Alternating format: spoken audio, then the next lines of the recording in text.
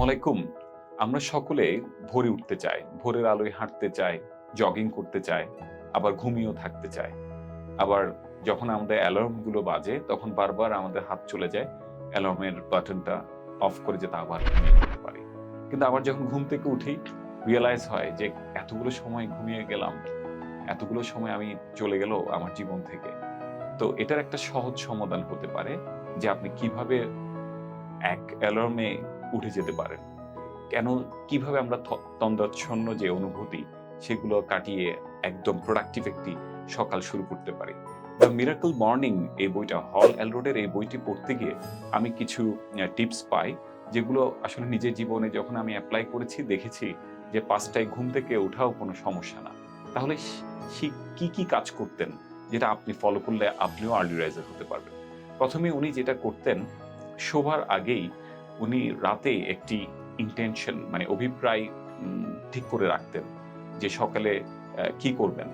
এটা হতে পারে যে আপনার সবসময় দেখবেন যে সকালের সেই চিন্তাটাই উদয় হয় যেটা আপনি রাতে সেট করে রেখেছেন। এখন আপনার রাতে যদি ইনটেনশনটা যদি ক্লিয়ার না হয়, আপনি সকালে কখনো উঠতে পারবেন না। যদি মনে করেন যে কালকে ঈদের সকাল, আ ভোরে আপনাকে জামাতে যেতে হবে, কালকে মজার একটা উৎসবের দিন, তখন আপনি কিন্তু সকালে সহজে উঠে যেতে পারবেন। যদি মনে হয় যে আজকের আপনার ১ম চাকরি জীবনের ১ম দিন, আপনি অনেক কলিগদের সাথে কথা বলবেন, নতুন একটা জায়গায় যাবেন। আপনি কিন্তু রাতে দেখা যাবে যদি ঘুম নাও আসে তাহলেও কিন্তু আপনি সকালে উঠতে পারবেন।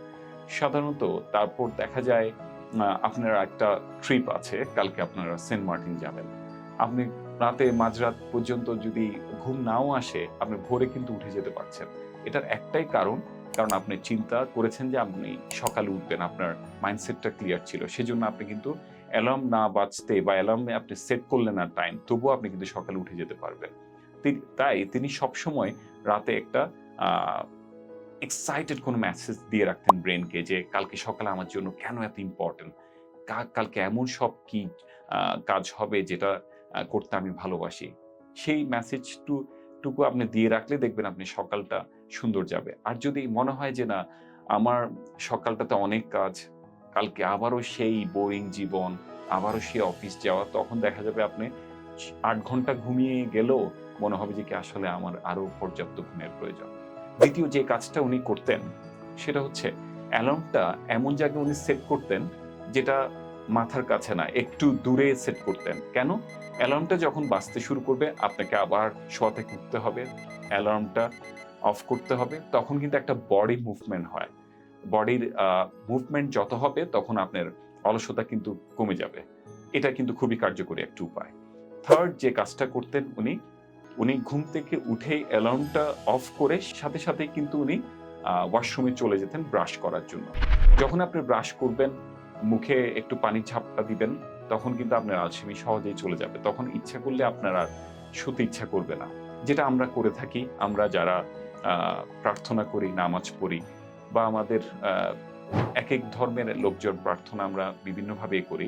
যারা আমরা নামাজ পড়ি, তখন আমরা অজু করি। অজু করার সাথেই কিন্তু আমাদের মধ্যে আলসেমি চলে যায়। আমরা সরাসরি নামাজে দাঁড়িয়ে যাই আমাদের এবং সব আলসেমি চলে যায়। তাহলে এটাও একটা ভালো একটা উপায়।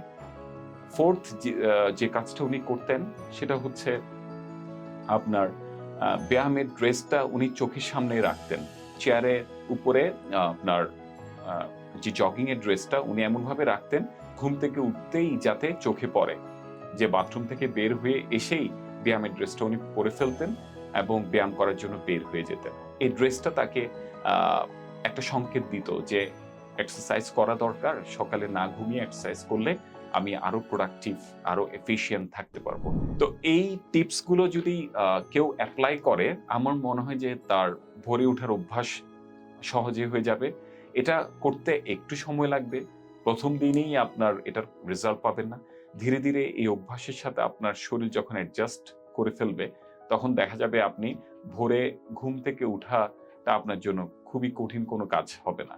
আপনি দেখা যাবে যে আপনি সবসময় ভোরে অ্যালার্ম সেট না করেও সকালে খুব দ্রুতই উঠে যেতে পারছেন। আর আপনারা জানেন যার সকালটা নিয়ন্ত্রিত থাকে তার পুরো দিন কিন্তু নিয়ন্ত্রিত থাকে এবং এটা বরকতময় একটা সময় সে অতিবাহিত করে এবং অল্প সময়ে সে অনেকগুলো কাজ সেরে ফেলতে পারে। ধন্যবাদ এতক্ষণ আমাকে শোনার জন্য।